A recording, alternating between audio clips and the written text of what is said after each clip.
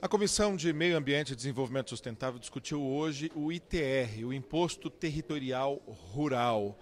Um imposto que precisa, sim, de discussão, porque ele não estaria cumprindo o seu papel. O primeiro, de arrecadar, arrecadação muito baixa, 1 bilhão, menos de 1,5 bilhão, que é muito pouco diante do bolo tributário. No mundo inteiro, os impostos territoriais rurais arrecadam em cerca de 5% de toda a arrecadação. No Brasil, não chega nem a 0,5%.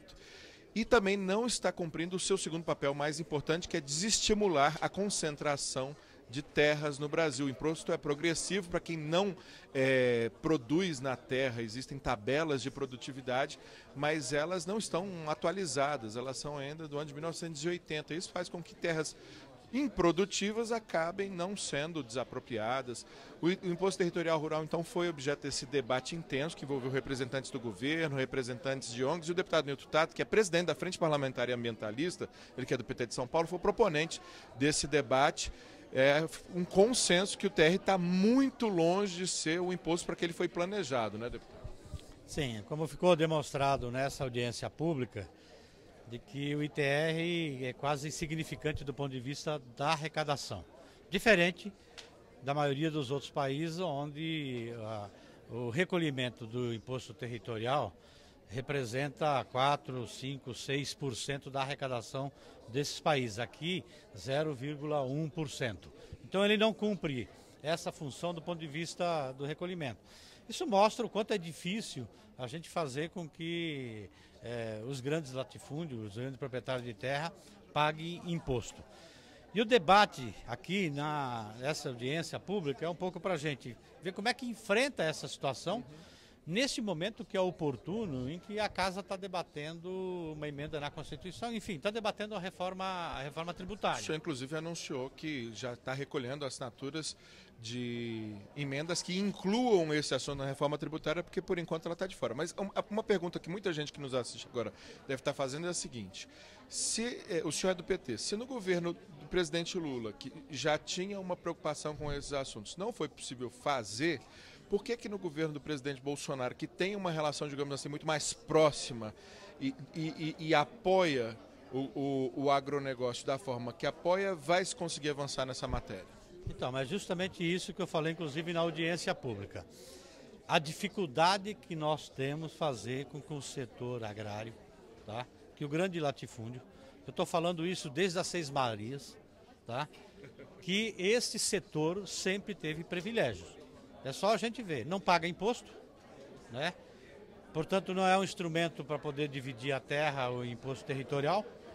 Não cumpre, em muitos casos, da função social e ambiental que está garantido lá na Constituição. Há uma dificuldade de fazer isso aí. E é um dos setores que mais recebe subsídios, do ponto de vista de não pagar impostos, como, por exemplo, eu estou falando, mas isso é de poucas atividades agrícolas. Não estou falando da agricultura familiar.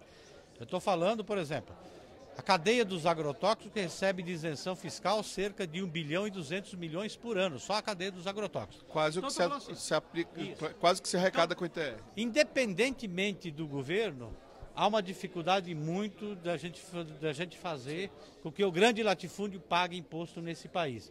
E esse é um debate que nós precisamos encarar, principalmente agora, na oportunidade de debater a reforma tributária. Perfeito. Muitíssimo obrigado, deputado Nilton Tato. Repito, presidente da Frente Parlamentar Ambientalista. Mas já que o imposto é federal, por que não chamar a Receita Federal, o representante da Receita Federal, para falar sobre essa questão? O Altemir de Mello veio representando a Receita Federal nesse debate e o senhor mostrou ali que já tem alguns avanços. Mas quando a gente vê o conjunto das apresentações, vê que, de fato, o ITR ainda é muito pequeno do ponto de vista arrecadatório, muito pequeno, né? 0,1%, 0,2% de tudo que se arrecada, e principalmente não cumpre o papel de desestimular a baixa produtividade e a concentração de terras no Brasil, que está entre as maiores do mundo. Como é que isso pode ser enfrentado no médio prazo? Há inclusive uma articulação com o INCRA que está sendo buscada para conseguir melhorar o ITR? Na verdade, a Receita tem feito um grande esforço junto com os parceiros, principalmente os municípios, né, no sentido de aprimorar o modelo que nós temos. Né?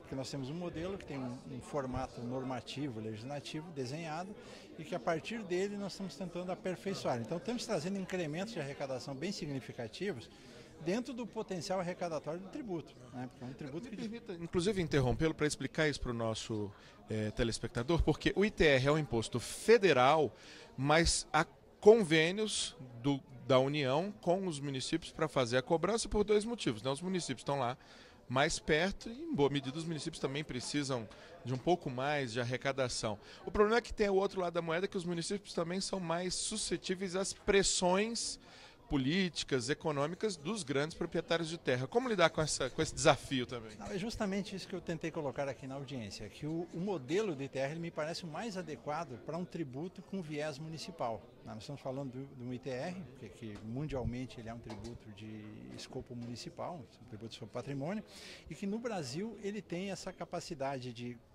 pelo sistema atual, em que a normatização, as normas gerais são definidas pela União, e a arrecadação, a fiscalização é feita pelo município a partir de um convênio feito com a União e ele passa a ter a arrecadação integral do ITR. Ou seja, a União entra normatizando e padronizando no território nacional o valor do imóvel, as regras gerais de tributação. O município executa, ele vai lá, fiscaliza, cobra e arrecada e fica com o produto da arrecadação.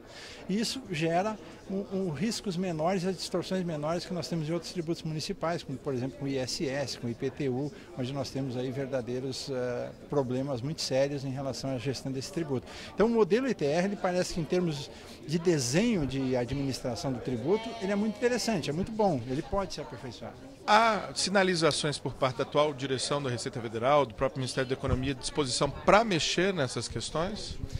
Nós sempre estamos abertos e disponíveis para aperfeiçoarmos o sistema tributário, os tributos. Não há a menor dúvida de que estamos recebendo com muito boa vontade todas as contribuições que foram apresentadas hoje. Temos interesse em aprofundar o estudo, mas é como eu coloquei, a Receita Federal ela se acautela, ela precisa de muita cautela nos avanços. Então precisamos trabalhando um passo de cada vez, estudando, aprofundando esses estudos para vermos o que de fato pode ser implementado e possa dar o resultado que a sociedade espera. Perfeito. Muitíssimo obrigado, Temir de Mello, representando a Receita Federal. Eu convidei também o Sérgio Leitão, que é do Instituto Escolhas, que veio aqui para apresentar um estudo feito por esse instituto que mostra que se o ITR for aprimorado, principalmente na sua cobrança, não precisa nem de mudanças legislativas profundas, ele já poderia sair da arrecadação de hoje de 1,2, 1,3 bi para uma arrecadação mais de 10 vezes maior, ali por volta dos 16 bilhões de reais, aí sim importante, né, para os cofres públicos. Na sua apresentação o senhor inclusive mencionou que o ITR tem ali a sua complexidade, porque uma parte dele é em terra nua, não leva em consideração muitas vezes o valor de mercado, leva em consideração o grau de utilização, mas em tabelas que são de 1980, e a produtividade rural em 1980 era uma muito diferente da que é hoje. O senhor disse que apenas a correção disso já seria possível o governo fazer muita coisa, quase decuplicar a arrecadação. E por que não é feito relativamente tão simples? Porque existe uma, digamos assim, barreira que a gente precisa remover e que é necessária de ser exatamente feito isso no momento em que o país precisa tanto de recursos. A gente está vendo agora uma grave crise econômica, a gente precisa investir em saúde, educação, em segurança. Em meio ambiente, em meio a tantas queimadas. Em meio ambiente, na fiscalização ambiental. E nós temos um instrumento que está aí, na mão do governo. Não depende de mudança da legislação. Basta o secretário da Receita Federal, o presidente do INCRA, atualizar isso que se chama tabela de lotação da pecuária, que é a contagem de quantos bois podem caber, né, num determinado hectare, que é uma medição da produtividade. E essa tabela, como é de 1980, ali naquele momento se entendia que cabia menos de um boi praticamente por hectare. Hoje, com essa tecnologia, com o avanço da produtividade, é no mínimo 1,5 boi. Se você fizer esta pequena mudança, você sai de 1 bilhão e 300 milhões de reais que hoje se arrecada com esse imposto para 15 bilhões de reais. Ou seja, é muito dinheiro que nós estamos deixando de arrecadar para o bem do povo brasileiro. Mas isso acabou se convertendo, convenhamos, num subsídio escamoteado à produção rural, né? E a produção rural, em boa medida, é subsidiada no mundo inteiro. Esse tem, inclusive, sido um argumento de quem defende que não se mexa no ITR. Como é que o senhor vê esse argumento? Com muita tranquilidade, no sentido de dizer que ele não tem o menor fundamento. Primeiro porque nós estamos falando de um valor sobre a propriedade que é de alíquota de 0,2%, ou seja, é um valor baixíssimo. O Brasil é um dos países que menos cobra imposto sobre a propriedade. Então isso não vai afetar o preço do feijão, o preço da carne, o preço do milho. O que a gente vai fazer é uma correção para um setor que é muito poderoso economicamente, mas que também, do mesmo jeito que é ajudado pelo país, está na hora de ajudar o Brasil. Ou seja, se é verdade que o agro faz bem, né, para o povo brasileiro, é também verdade mais ainda que o povo brasileiro faz muito bem ao agro, porque é graças aos nossos impostos que a gente consegue investir em tecnologia, fazer os empréstimos bancários, ter um plano safra com quase 200 bilhões de reais. Portanto, está na hora do agro dar um pouquinho só, para fazer jus ao que ele recebe do povo brasileiro. Quem estiver interessado, quiser detalhes desse estudo do Instituto Escolha, está disponível em algum lugar? Está disponível o relatório completo no nosso site, que é www.escolhas.org. O Instituto Escolhas faz estudos sobre meio ambiente e economia para fazer o Brasil preservar as suas florestas, ao mesmo tempo que não deixa de gerar desenvolvimento econômico, prosperidade e riqueza para todos nós. Perfeito. Muito obrigado, Sérgio Leitão. Só retomar esse dado que eu já trouxe aqui, mas ele é muito importante. Enquanto no mundo impostos com essa natureza, territoriais, rurais, arrecadam ali por volta de 5% de todo o bolo tributário, no Brasil, trazido pelo representante dos peritos agropecuários e repetido aqui por vários representantes, ele está por volta de 0,1%, portanto, uma distorção em relação ao que como é feita a tributação no Brasil, um país que tem várias distorções no seu sistema tributário que estão sendo discutidas na Comissão de Reforma Tributária, e eu convido você a se inscrever no nosso canal e clicar ali no sininho também para ter as notificações de toda a novidade que a gente trouxer a respeito desse assunto, que é o grande assunto do segundo semestre aqui na Câmara dos Deputados. Até mais!